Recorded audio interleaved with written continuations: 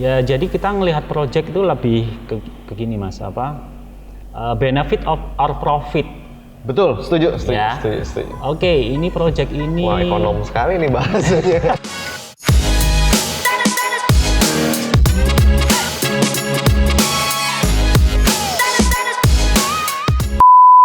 Yes, kembali lagi. Kita ketemu lagi bareng sama gua Norman Fideli, asisten dan associate di Wave Studio. Hari ini gua lumayan bersemangat soalnya hari ini ketemu dan berkesempatan mengundang seorang fotografer produk jempolan andalan Indonesia. Lu kalau misalnya lihat billboard seluruh Indonesia yang produk-produk, ya inilah salah satu man behind the gun ya. Ada Pak Klik. Ya. Silahkan memperkenalkan diri Pak Klik. Oke, teman-teman. Apa kabar? Nama saya Klik Broto. Anak Jogja. Jadi mohon maaf kalau agak medok gini suaranya. Apa adanya. Iya. Bawaan lahir. Lagi sibuk apa, Pak? Sibuk sepedaan. Oh, iya sih. Gue juga masih anak baru sepeda. Masih pegel-pegel kayaknya tadi pagi kita tuh sepedaan bareng ke Kota Tua, jalan-jalan lah banyak. Iya. Susah banget ngejarnya, cuy. Enggak, kita ini cari Tapi sarapan aja. Lagi corona gini memang lumayan ini sih ya, refreshing banget ya. Apalagi Ya. kemarin lumayan dikurung di rumah gitu kan. Betul. Sekarang jadi alibi untuk ngumpul lagi. Iya. Alibi positif untuk ngumpul. Atas nama kesehatan. Iya, sama kesehatan. Pak Klik itu dari Jogja berarti awalnya di Brito ya dulu sekolah ya? Ya, saya SMA di De Brito, Mas. Seru sih, di De Brito tuh kan cowok semua itu ya? Betul. Dulu ada cewek. Dulu aku juga pengen masuk De Brito tuh dulu. Udah sampai nanya-nanya, soalnya abangnya temanku ada yang udah di sana, udah sekolah di sana. Nah, aku tuh udah pengen banget, wah soalnya boleh gondrong, terus kan, wah pengalaman aja gitu, keluar dari rumah, pengen explore aja gitu, apalagi sama teman-teman banyak gitu kan, pengen. Tapi ya memang mungkin kesempatannya belum. Dulu orang tua nggak ngebolehin, mungkin kan masih kecil gitu kali ya. Seru tapi ya di De Brito ya? Ya seru, isinya anak bandel-bandel semua karena cowok semua. Tapi berhasil semua kan? Iya, semoga amin berhasil semua, amin. Pak E juga dari De Brito kan? Betul, Pak E juga senior saya di De Brito. Iya, seru sih. Dulu berarti tahun berapa ya dulu di sana? Saya lulus dari De Brito tahun 2000. Lulus. Oh, oke. Terus kenapa bisa terjun ke industri foto ya kalau gitu ya? Ceritanya cukup panjang. Pertama, saya dulu di De Brito suka ya istilahnya ekstrakurikuler di De Brito adalah pecinta alam. Setelah naik gunung, ya kita udah capek-capek sampai puncak nggak ada dokumentasi kan sayang. Nah dari situ saya mulai mengenal fotografi itu gara-gara naik gunung. Berawal dari kamera pocket yang zaman dulu ya asal cepret pasti jadi, serba auto. Ya dari situ saya mulai belajar komposisi tentang fotografi, asal jadilah dulu. Yang penting ada dokumentasi, kita udah sampai puncak, hahaha sama teman-teman foto bareng.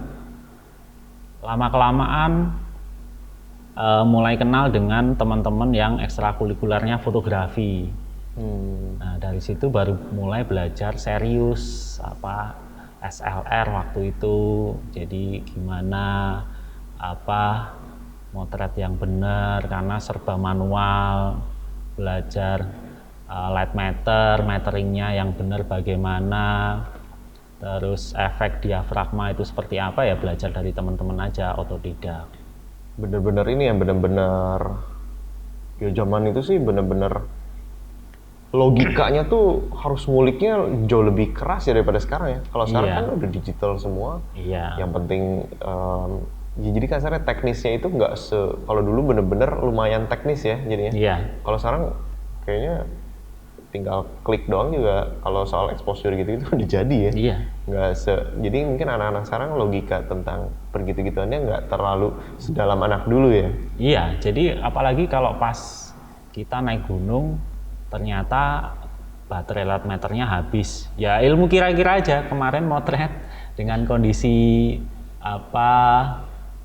cahaya yang sekian dapat di F berapa, speed berapa, ya ilmu kira-kira aja, feeling aja. Iya, justru jadi itu yang seru sih. Jadinya kan banyak nyoba. Soalnya justru menurut aku sih kalau yang paling works tuh kalau misalnya kita pernah gagal sesuatu. Oh iya. Oh iya kemarin soalnya kayak gini tuh gua gagal nih. Iya. Jadi selalu kayak apa ya?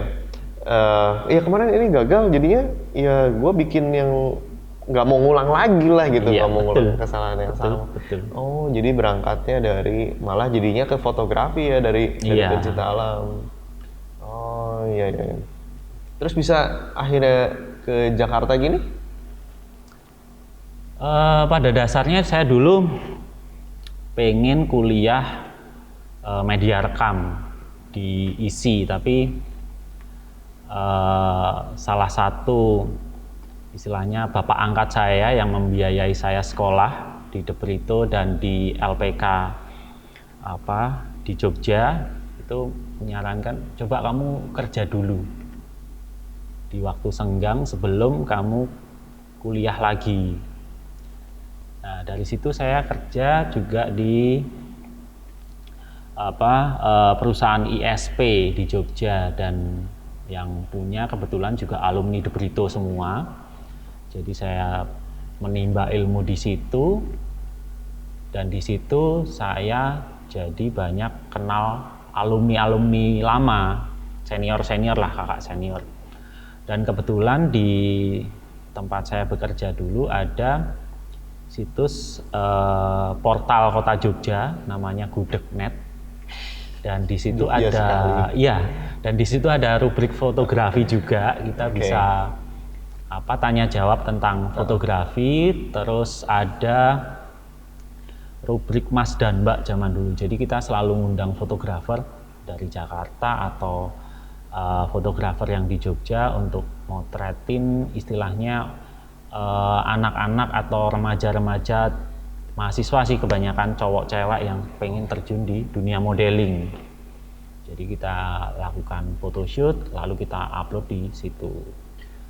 Pada zaman itu masih analog juga atau Iya, masih analog.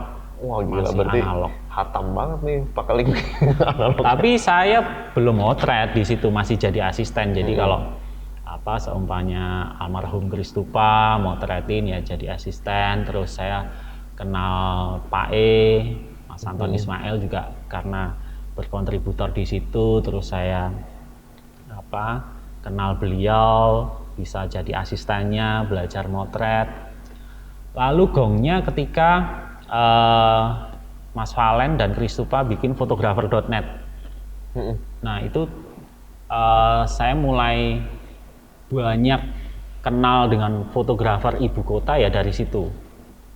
Saya jadi bisa belajar banyak dari fotografer berbagai genre, mau yang wartawan, yang profesional, terus yang still life, mau yang fashion. Saya belajar semua dari situ. Tapi paling nyaman di akhirnya? Pada dasarnya ketika hampir semua fotografer ya pasti lebih suka motret model. Oh iya. Sebagai awal pasti nggak ada yang ini. Kebanyakan larinya ke situ. Nah, dari situ saya belajar banyak ya, apa aja semua genre fotografi saya coba. Saya pengen punya portfolio banyak, dan mentor saya yang waktu dulu ya Mas Anton juga, karena saya konsultasi by email, mau bikin portfolio ini caranya gimana, nunjukin referensi pengen kayak gini, oh caranya gini, kita praktekin. Setelah itu sudah motret, lalu konsultasi dulu, ini kurangnya apa. Itu Pak itu berarti udah masuk ke industri ya dia ya? sudah. Udah pulang dari ini, udah di Jakarta dia? Udah. Oh. Waktu itu Pak E masih associate di The Loop. Oh, yang Kenal sama. pertama. Iya Pak iya. Sam. Iya benar. Oh, jadi itu salah satu jalannya Pak Klik kenapa bisa sampai ke Jakarta gitu ya? Kalau awal saya hijrah ke Jakarta lebih dari tawaran teman sih. Kebetulan dulu Mbah Uyo, kalau di fotografer.net lumayan famous. Mbah Gila, Uyo kental banget ya bro. Ini Jogjanya mantap. nawarin, Li mau pindah Jakarta nggak? Ini ada teman mau bikin majalah. Terus akhirnya saya dikenalin dengan Mbak Cindy. Kebetulan dekat juga di sini, Praja 2 nomor 33 kantornya dulu. Bikin majalah traveling. Jadi kita bikin Lonely Planet tapi versi majalah. Kontennya apa tuh? Iya, kita Sorry. Itu berarti tahun 2004. 2004. Oh, lumayan langsung ya, lumayan cepet ya. Iya. Lumayan langsung ke Jakarta gitu. Ya, berawal dari saya kontributor dulu untuk majalah Tamasya edisi di pemotretannya di Jogja, saya kontributor dan kebetulan foto saya kepilih jadi cover.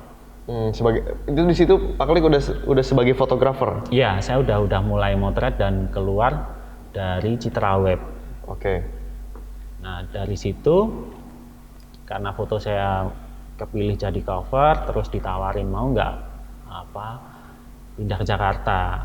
Akhirnya ya setelah wawancara, tektokan, akhirnya ya saya juga memutuskan kalau saya hidup dari fotografi di Jogja, kemungkinan ya industrinya hanya itu saja. Tapi ketika saya melihat peluang ini, nanti di majalah saya jadi punya banyak relasi, terus mau bikin portfolio secara lebih disupport lah. Ketika kita masuk ke dalam sebuah media majalah, otomatis portfolio kita juga akan bertambah banyak di situ dan dibiayai oleh kantor kan. Lebih real juga ya. Iya. Dan gimana ya? Maksudnya itu tayang gitu. Iya. Lebih real lah pokoknya. Iya. Jadi itu menjadi tantangan buat diri saya. Oke, kalau aku mau hidup dari fotografi ya aku harus berani. Karena industri foto waktu itu ya hanya Jakarta dan Bali yang berkembang. Tapi memang orang-orang termasuk gua sendiri itu tuh memutuskan untuk berkomitmen di industri fotografi itu nggak gampang loh. Oh iya, betul. Ya kan? Betul. Selain harus punya skill, butuh keberanian. Gua sekarang mulai saat ini gua mau mendedikasikan diri di fotografi. Iya. Bener ya? Nggak, memang soalnya gimana ya? Nggak kayak kita gini tuh nggak umum. Orang pasti kayak lu mau jadi tukang foto gitu. Iya. Lu jadi tukang dan foto masih dipandang sebelah mata. Iya, padahal kan mereka nggak tahu apa yang bisa dioptimalkan. Betul. Dari sebagai seorang fotografer. Iya. Kalau dulu Pak Klik gimana tuh sampai bisa berani kayak gitu? Apa turning point-nya gitu yang sampai oke, berani deh gitu. Iya. Ketika saya pengen terjun ke dunia fotografi, saya ada tahap-tahapannya. Pertama, dari saya dulu berkecimpung di dunia IT, terus dunia IT aku hanya melihat konsol doang, jadi layar monitor tuh hanya hitam dan bahasa-bahasa programming, terus matematis, membagi IP address live, pusing. Jadi terus ketika ngedit foto mulai, karena pada saat saya belajar fotografi transisi ya antara analog ke digital. Jadi setelah foto selesai kita develop, kita scan, kadang-kadang ya kita perlu retouch juga. Lihat monitor kok lebih warna-warni ya. Kayaknya dunia fotografi ya ini duniaku, bukan dunia IT. Dari situ dari link teman-teman fotografer.net ya saya banyak input banyak gimana sih kalau mau jadi fotografer profesional caranya gimana, terus nanti bisa hidup apa enggak. Nah dari situ saya ada tawaran pertama ya kerja di studio foto di Jogja namanya Kalista dulu ya lumayan besar lah studio Kalista di Jogja. Setelah baru beberapa bulan setelah kontributor buat Tamasya ditawarin pindah Jakarta. Oke, saya lakukan itu. Oke, akhirnya cita-cita saya menjadi fotografer terwujud ketika saya bekerja di majalah.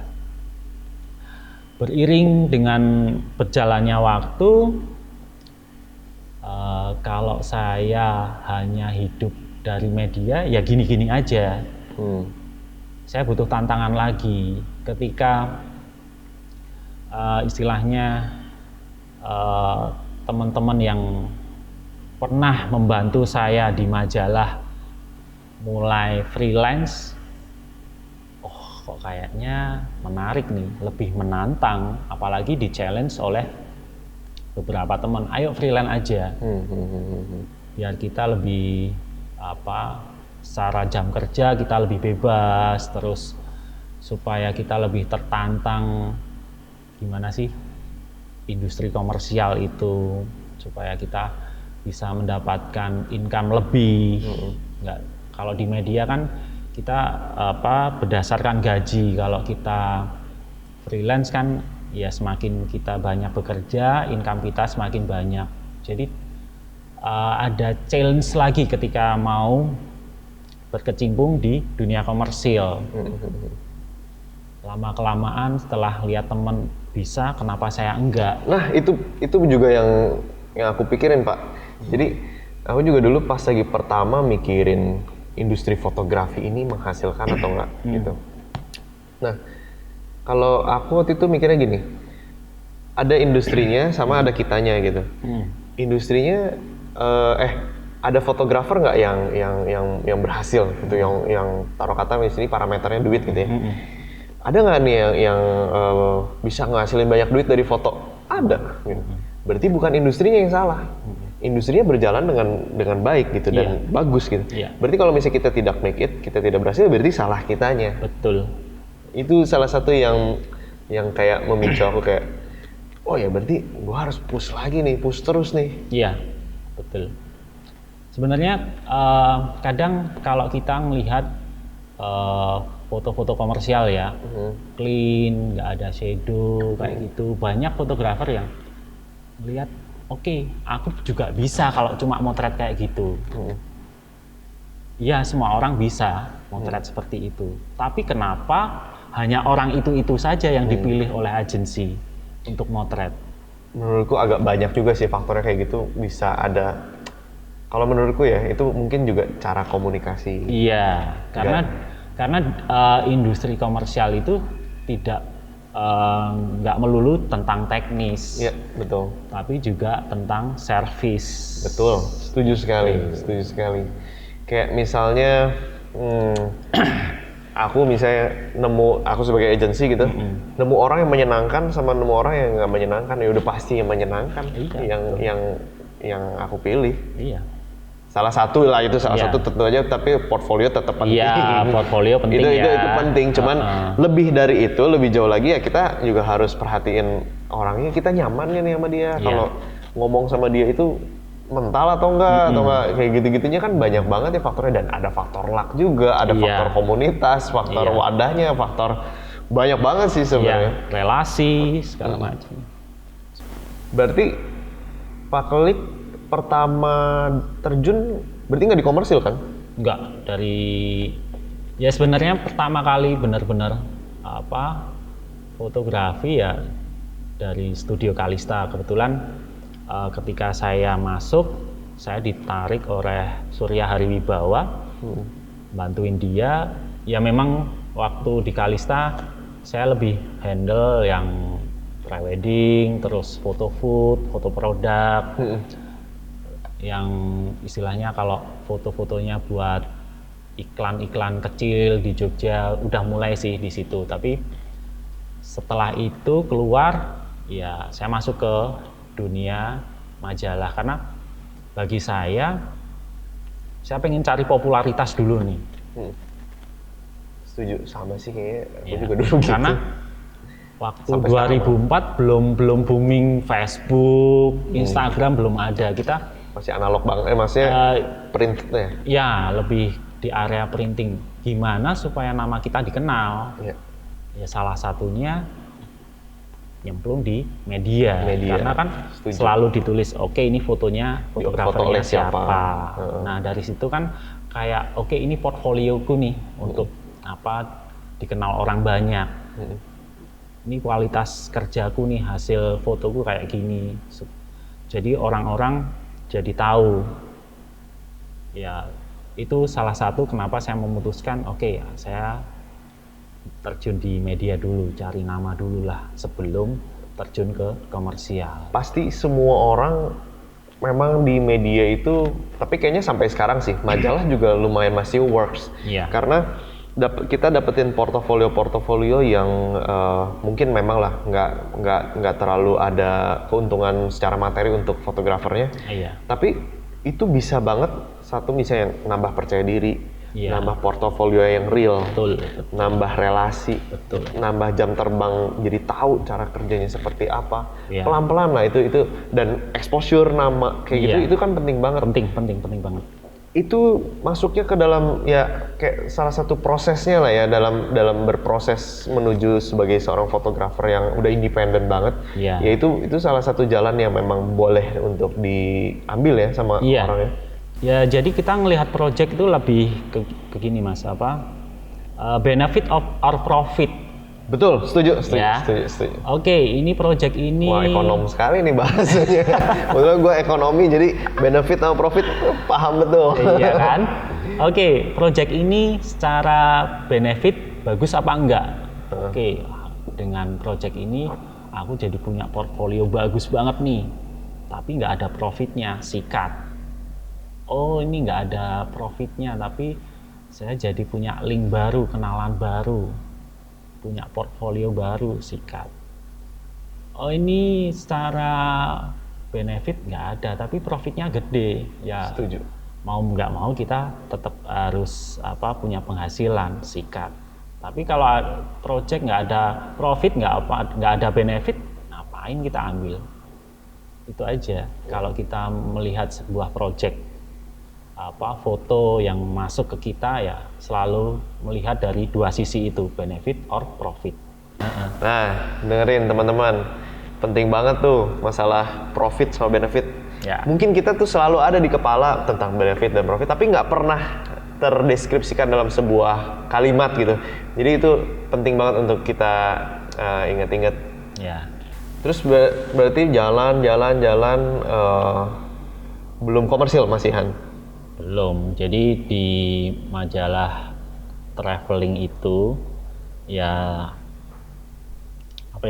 karena majalah ini nggak cuma bahas tentang objek wisata, tapi juga kita juga ngangkat lifestyle juga. Jadi semua genre fotografi ada di situ. Jadi motret landscape ada, motret fashion ada, motret produk ada, Jajal kabeh ya. interior ada, motret food kalau liputan kuliner ada. Jadi semua genre fotografi harus bisa. Bahkan ketika ada event A1 dulu di Sentul, motret sport ya harus bisa. Semua harus. Pada intinya ketika kita mau terjun menjadi fotografer profesional, pada dasarnya ya semua genre foto kita harus bisa. Paling nggak tahu lah ya. Iya, paling nggak tahu. Paling nggak ya, jadi punya pengalaman, punya wawasannya. Punya wawasan, pernah melakukan hal itu lebih nilai plus ya. Learning by doing juga ya. Iya betul. Jadi saya sangat bersyukur sekali ketika bisa terjun istilahnya keterima bekerja di majalah, di media itu. Saya jadi punya portfolio banyak sekali. Itu menjadi istilahnya senjata atau istilahnya apa ya, buat jualan ketika freelance itu sangat bermanfaat sekali. Portofolio secara fisik maupun secara ini juga ya, apa, portfolio ya CV diri gitu. Iya, jadi ketika klien pernah motret gini nggak? Pernah. Pernah punya portfolio ini nggak? Ada. Punya. Siap gua gitu. Iya. Jadi lebih apa ya? Ya palu gada lah. Iya. Apapun yang lu mau gua ada. Iya, itu penting. Penting. Paling nggak jadi tanda kutip menguasai seluruh market lah ya. Iya, walaupun ketika kita sudah terjun di area industri periklanan, spesialisasi itu juga penting. Setuju. Ya, nggak semua genre akan kita libas semua itu kalau di dunia periklanan nggak bisa juga. Jadi spesialisasi itu juga penting. Kayak yang pakelik di majalah itu juga tanda kutip bisa diartikan jadi kayak belajar komersil sedikit-sedikit tapi masih backupnya masih ada company. Iya, betul. Jadi kayak ya dikasih coba-coba gitu. Iya, karena kan kita juga kadang-kadang kan ada advertorial. Iya. Jadi ada produk apa, pengen masuk ke majalah, terus ya kadang-kadang juga ada layoutnya, kadang-kadang juga kita dapat brief juga dari agensi. Oh ternyata kreatifnya dari agensi, kita harus bikin visualisasinya sesuai dengan keinginan klien karena udah mau bayar untuk placing di majalah. Setuju. Kita. Karena mengetahui perspektif orang yang punya brand dan orang yang bayar kita tuh itu penting banget sih. Oh iya. Jadi kita bisa tahu, oh dia tuh pengen jualan ini gitu ya. Kita paling nggak, walaupun kita juga kan di-hire kan karena sense of art kita atau nggak apapun itulah gitu.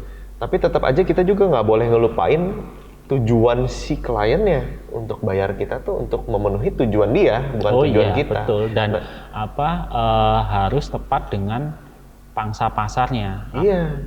Dan konsumen yang dibidik. Iya. Itu harus sesuai. Iya, setuju sih. Terus udah gitu akhirnya berkomersil?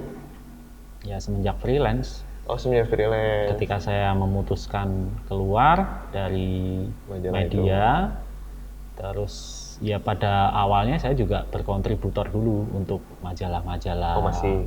Ya masih, terus setelah itu mulai belajar. Oke, teman-teman dari Jogja ternyata ada beberapa yang kerja di agensi. Ya udah saya todong-todongin aja. Bagi dong kerjaan sini.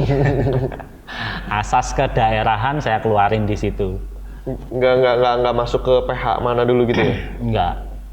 Saya dari beberapa teman-teman yang sudah kerja di agensi. Jadi gimana sih dunia periklanan, terus ternyata seperti ini, terus ketika mereka share layout, workflow-nya seperti apa. Ya saya mulai belajar terus dari fotografer senior yang sudah berkecimpung di dunia komersil. Saya juga banyak tanya di situ. Manajemen fotografi itu gimana sih? Manajemen produksi itu gimana sih? Soalnya manajemen produksi itu nggak ada di mana-mana. Nggak ada.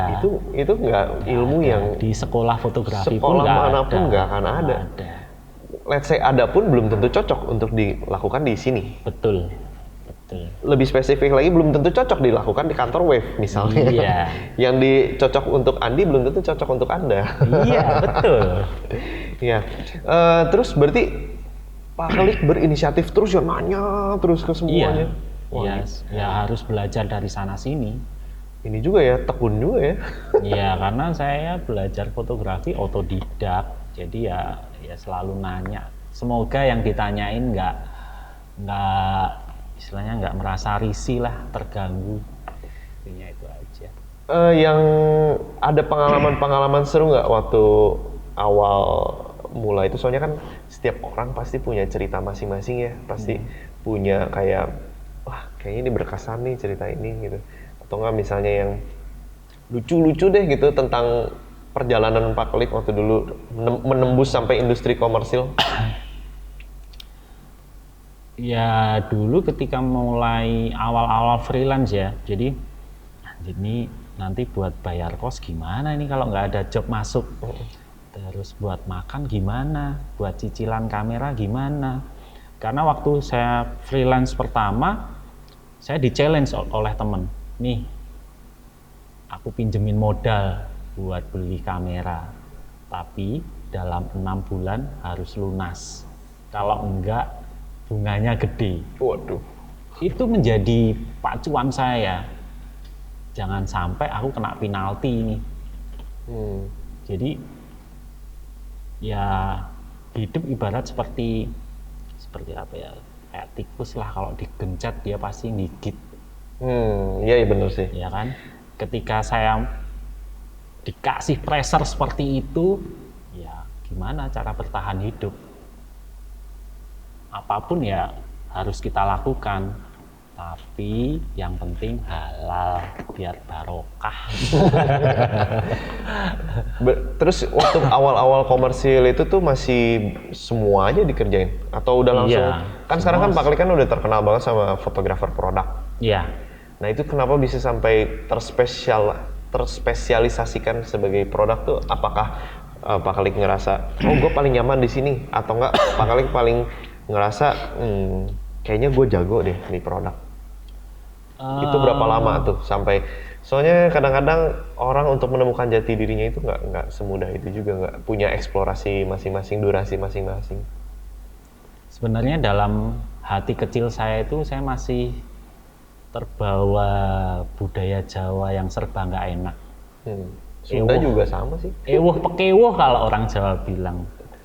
Kenapa saya memutuskan spesialisasi di still life, di foto produk? Karena pemainnya belum banyak.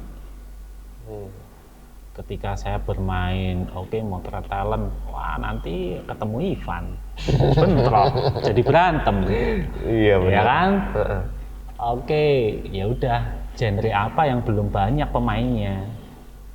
Oh ternyata di still life. Dulu waktu kerja di majalah juga sering banget motret produk. Jadi ya udah ngulik di situ. Dari pertama ngerjain katalog-katalog, akhirnya dapat kerjaan yang layout yang still life, yang hanya produk aja tanpa talent. Karena memang pada dasarnya motret produk lebih ribet sih, lebih enak motret talent sih.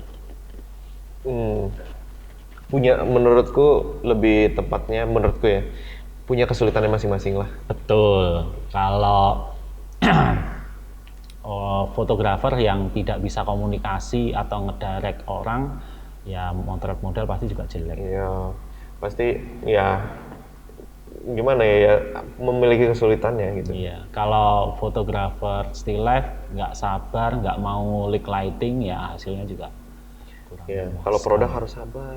Harus sabar, terus kita harus punya mata lebih jeli daripada orang awam. Gimana bisa ngeluarin shape supaya bentuk 3 dimensinya dapet, produknya tidak flat, warnanya bener, sesuai dengan aslinya. Itu kadang-kadang aku aja ya kalau ngeliatin Pak Klik motret ya kan, kadang-kadang suka motret juga di sini kan. Kalau misalnya lagi ngeliatin, gila ini mau dikejar apanya lagi sih, masih dicoba ini. Terus katanya, ini masih ada highlightnya kecil banget.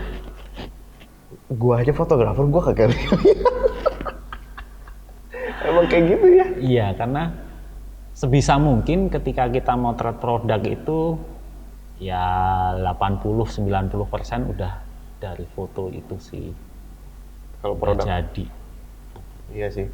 Kalau di eye-nya paling untuk rapi-rapi sedikit ya, lah ya. Rapiin kalau ada kotoran atau yang tidak mungkin dilakukan kalau pas lagi pemotretan ya. Betul. Misalnya ada produk yang memang kayak misalnya ini mau difotonya melayang seperti ini, kan nggak mungkin kita gitu-gitu terus. Pasti nanti bawahnya dibersihin lah atau kawat-kawatnya dihilangin. Lebih ke arah sana ya. Iya. Sisanya dimensi segala macam harus dari photoshoot ya. Iya. Highlight, shadow itu sudah dari photoshoot. Gila, ribet banget sih. Itu berarti Pak Kelik memutuskan menjadi seorang fotografer produk itu tahun berapa ya? perjalanannya berapa lama tuh dari sampai memutuskan gue produk dah gitu. Kayaknya fotografer produk baru ya 5 tahun terakhir inilah. Oh, serius Pak? Iya. Soalnya kadang-kadang gue pengen juga kayak sekalian untuk menyemangati diri gue. Kadang-kadang orang kan baru berapa setahun 2 tahun gitu. Kayaknya gue menyerah gitu atau nggak ini. Mungkin supaya gambarnya juga jadi Pak Kelik juga kan lama gitu sampai akhirnya menemukan jati diri dan akhirnya stick di ininya gitu di jalurnya gitu. Ya intinya apa ya?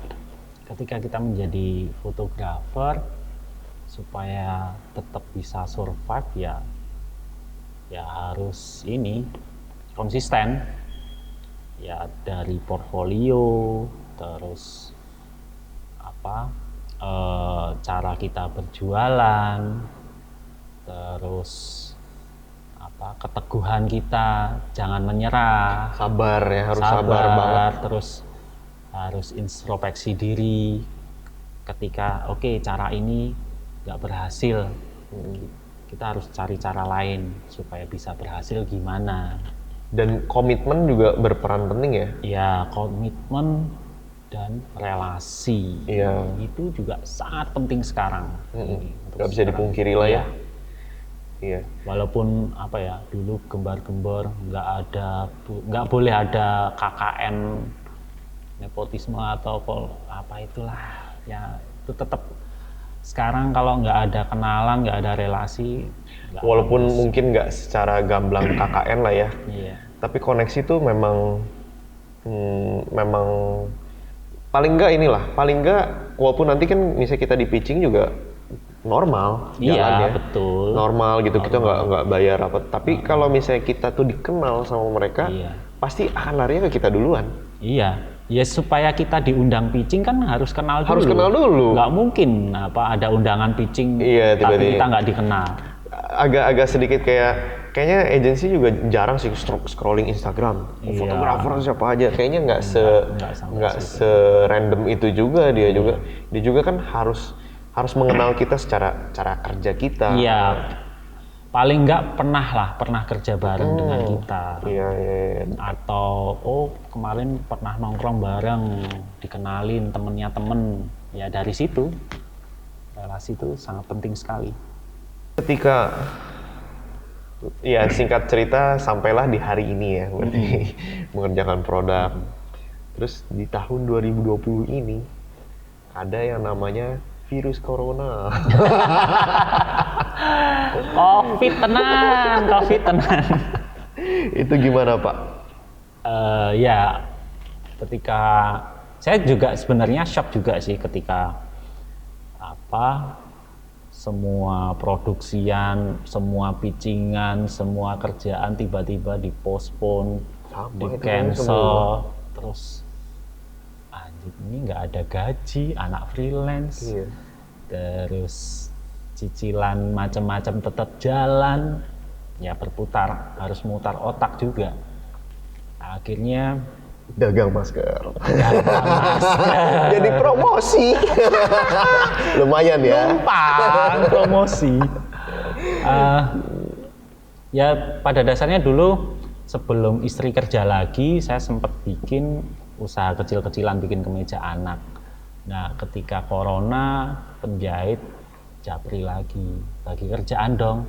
Aduh saya juga nggak ada kerjaan nih terus tiba-tiba dari komunitas alumni sekolah istri, kebetulan sama dengan Ko Ivan dari Loyola, ngirimin masker, terus saya buka, saya coba, kok bentuknya oke ya, apa bikin masker aja ya untuk ini, iseng ke penjahit, mau nggak bikin masker? Terus ya bisa, daripada nggak ada kerjaan, sama-sama nggak ada kerjaan. Dari modal yang seadanya saya coba puterin, bikin, terus saya tes. Kalau saya merasa nyaman menggunakan masker yang saya buat, saya yakin nih ini ya pasti laku dijual. Tapi Pak Kelik salah satu yang cepet sih geraknya sih. begitu ini, Ya langsung launching. apa ya? Ya karena kepepet juga. Karena kepepet tuh, ilmu tikus. Ilmu tikus tadi. Iya. Ya, memang harus ibaratnya sekarang biasa jual mobil ya harus jual cabe gitu. Iya. Harus berubah, Saya berprinsip jadi orang jangan gengsian lah. Setuju. Kita realis aja. Kalau kita harus gengsi menurun, saya ini fotografer, mosok saya jualan masker, enggak. Nganterinnya sepedaan lagi ya, manual. Ya itu ini sih lebih kayak buat refreshing aja sih. Sekalian jalan-jalan ya, sekalian go. Terus bisa say hi dengan teman lama. Tapi ya nggak semua saya anterin naik sepeda, enggak. Kebanyakan ya dari kalau yang pembeli-pembeli ya kita pakai ekspedisi lah. Seperti itu. Iya. Ya tapi semoga pandemi ini nggak bisa berharap apa-apa juga sih ya, soalnya ya ini musibah dunia lah ya. Iya, ini musibah betul. dunia. Kalau harapanku sih yang penting ini semua bisa berjalan normal. Bisa berjalan normal, bisa berjalan normal lagi secepatnya lah. Ya sekarang udah mulai ya dibuka